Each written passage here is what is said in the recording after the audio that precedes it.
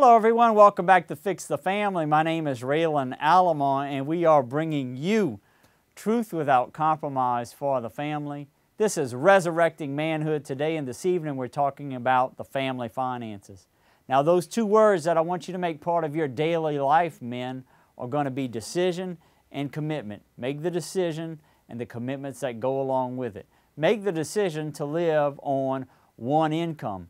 You're going to think that you're making some sacrifices, but the only thing you're really going to be sacrificing are some non-essentials. You won't have to sacrifice any essentials for the good of your family and the material things that they actually need. What you will sacrifice are maybe some pleasures or some of the luxuries in your life, and there's a whole lot of virtue that goes along with that. It is overcoming that capital sin of avarice and the materialism that is around us, and it helps us to live that Catholic concept of simplicity. Okay, so let's get into some of these financial tips for family financing.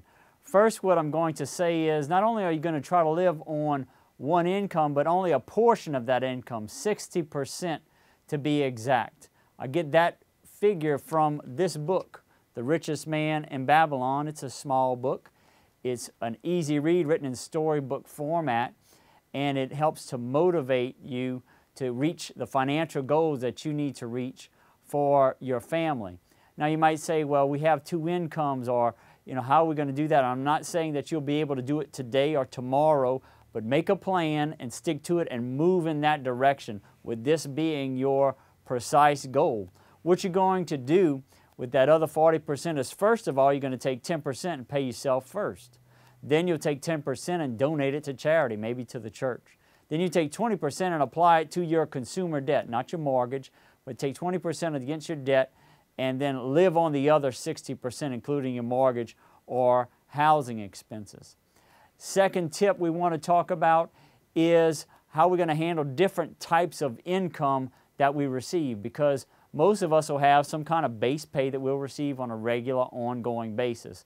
And we'll also have maybe some other extra incomes that come along somewhere along the way. We might have a sideline venture, or we might receive bonus or profit sharing or seasonal income, commissions.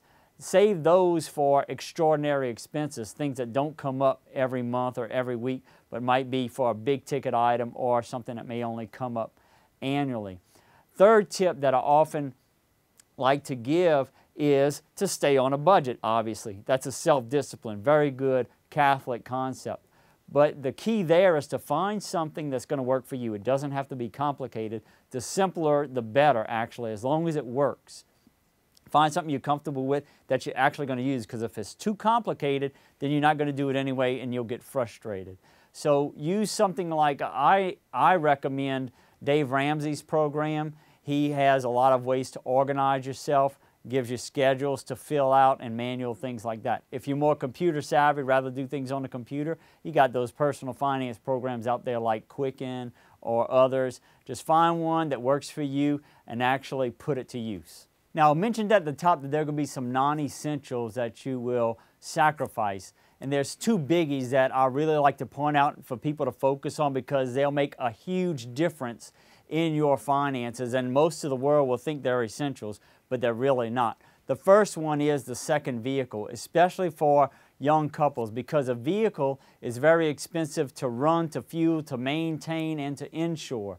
It's a huge expense. You can do with just one, because mom, when she's young, will stay at home with the baby, taking care of the baby. She doesn't have to go out and go to work. Dad could take the car and go to work. You might say, well, is that responsible? Is that safe for her to be at home, without any way to get around? Sure it is. You have family or friends in the area. You can just make it work. She can drop you off at work if she needs to run errands. But what ends up happening is that she ends up becoming a homebody and a homemaker, and she's there with her baby and able to take care of the baby there.